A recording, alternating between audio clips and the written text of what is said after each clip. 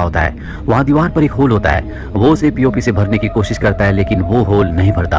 और तभी इस बिल्डिंग का केयर टेकर आता है। वो कहता है कि ये होल जिंदा है, इसे तुम भर नहीं सकते, इसके अंदर आत्माएं हैं जो भूखी हैं। पर वो लड़का उस केयर टेकर की बातों पर विश्वास नहीं करता। केयर टेकर वहाँ से चला जाता है और अब वो उस होल के अंदर हाथ डालता है। कोई उसका हाथ पकड़ लेता है और जब वो अपना हाथ खींचता है तो उसके अंदर से एक लॉकेट भी बाहर आता है जिसे वो लड़का उठा लेता है। अब रात को उसकी दोस्त यहाँ पर आती है जिसे वो घर पर लगी हुई एक पेंटिंग को दिखाता है, साथ ही उसे वो लॉकेट भी देता है जिसे वो लड़की पहन लेती है। लेकिन लॉकेट पहनने के कुछ देर बाद ऐसा लगता है कि जैसे उस लड़की को किसी ने अपने वश में कर लिया हो।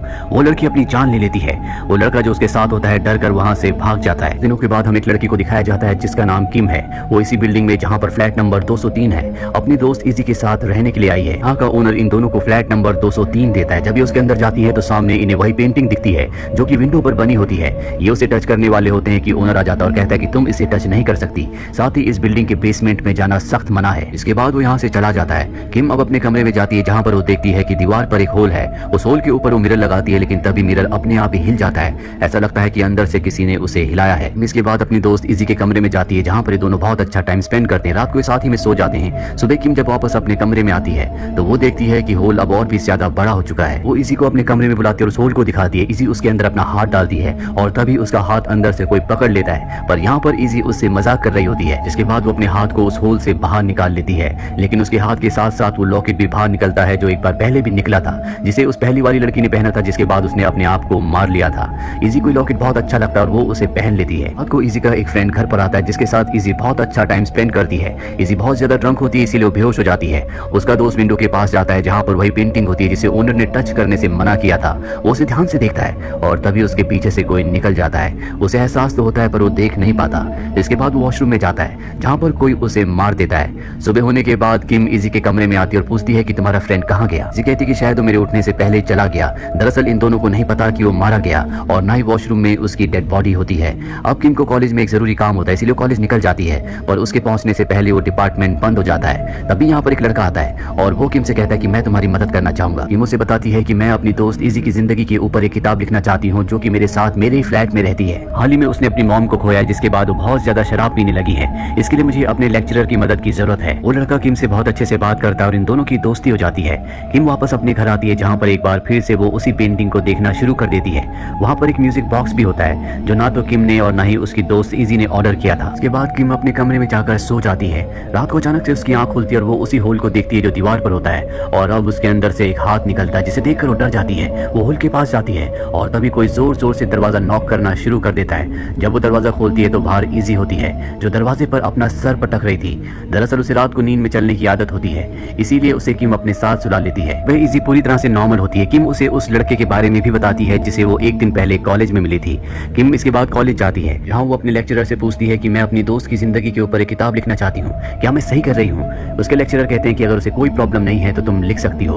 अब यहाँ पर इजी भी आ जाती है जिसने वही लॉकेट पहना होता है जो होल के अंदर से बाहर निकला था। वो बहुत खुश होती है। दरअसल आज उसका एक ऑडिशन है इसीलिए इजी ऑडिशन देने के लिए चली जाती है और किम अपने उस नए दोस्त के पास जहाँ पर दोनों के दोनों बहुत अच्छा टाइम स्पेंड करते हैं। उसका दोस्त उसे उसके घर के बाहर भी छोड़ता है और जब वो बिल्डिंग के अंदर जाती है तो वहाँ का जो ओनर होता है वो उसे बहुत अजीब तरह से देख रहा होता है। किम उसे नजरअंदाज करके अपने फ्लैट नंबर 203 के अंदर चली जाती है। वो अपनी मॉम डैड को कॉल करती है लेकिन वो उसका कॉल रिसीव नहीं करते क्योंकि वो उससे नाराज है, क्योंकि वो नहीं चाहते थे कि वो इजी के साथ रहने के लिए जाए।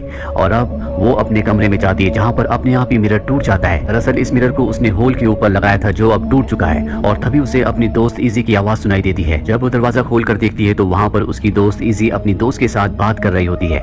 इसके बाद वो सो जाती है।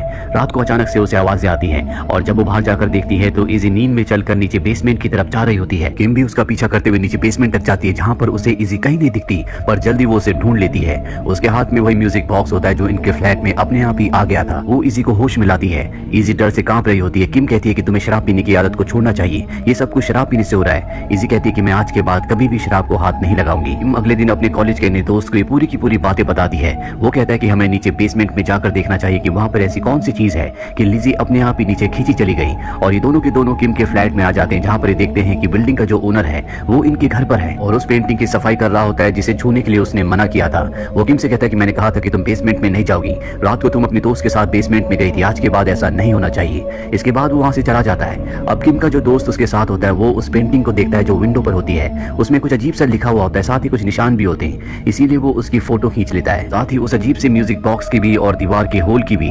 जिसके बाद ये सभी पेंटिंग्स को, सभी फोटोज को इंटरनेट पर डालकर सर्च करना शुरू करते हैं। इन्हें पता चलता है कि जो विंडो पर पेंटिंग है उसमें जो अजीब भाषा में लिखा हुआ है, ऐसी भाषा हजारों साल पहले इस्तेमाल की जाती थी। ये लॉकेट की भी फोटो इंटरनेट पर डालते हैं, जिससे इन्हें पता चलता है कि इसी फ्लैट नंबर 203 में पहले भी कई लोग आकर रहे हैं जो अचानक से गायब हो गए। इन्हें कुछ भी समझ में नहीं आता और ये दोनों के दोनों सो जाते हैं। अगली सुबह किम एक आदमी के घर जाती है जो उसी बिल्डिंग में रहा करता था। वो उससे फ्लैट नंबर 203 के बारे में पूछती है। वो बताता है कि पहले वहाँ पर एक फैमिली रहा करती थी जिसकी पत्नी प्रेग्नेंट थी। एक दिन वो आदमी अपनी पत्नी को नीचे बेसमेंट में ले गया। उसने खुद ही अपनी पत्नी की डिलीवरी की, जिसके बाद उसकी पत्नी मारी गई और उसने खुद अपने आप को भी मार दिया, पर बच्चा बच गया था। और उस बच्चे का क्या हुआ, वो कहाँ चला गया, किसी को कुछ पता नहीं चला।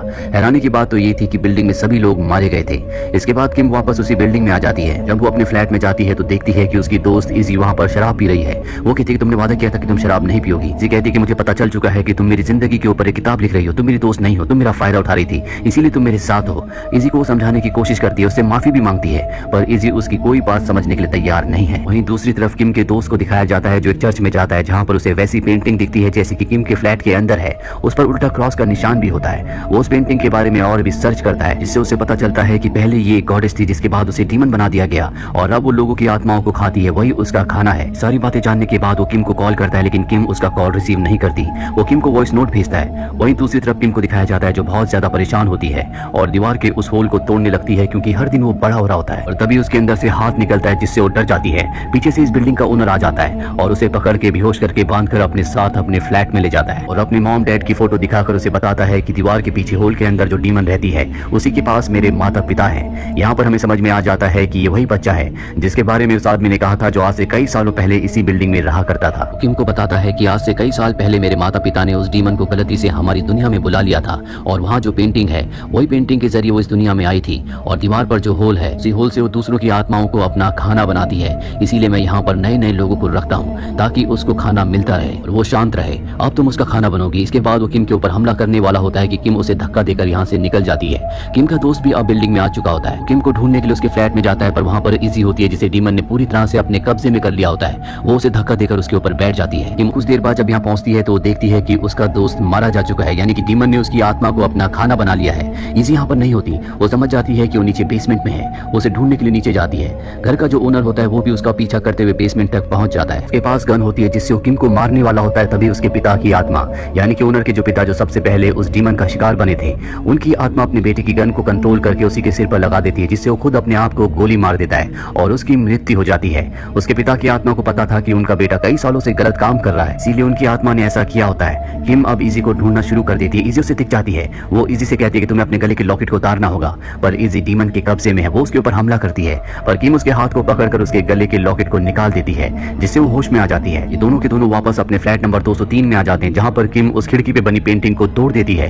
किम को एक जोरदार धक्का लगता है और अब इन दोनों को लगता है कि इन्होंने डीमन के आने जाने के रास्ते को हमेशा के लिए खत्म कर दिया है। रेस्क्यू टीम यहाँ पर आती है और इन दोनों को अपने साथ ले जाती है, पर हमें उस कांच के पीछे दिखाया जाता है जहाँ पर एक साया है, यानी कि डीमन अब भी यहीं पर है। वो अपना अगला शिकार किसको बनाएगी किसी को कुछ नहीं पता।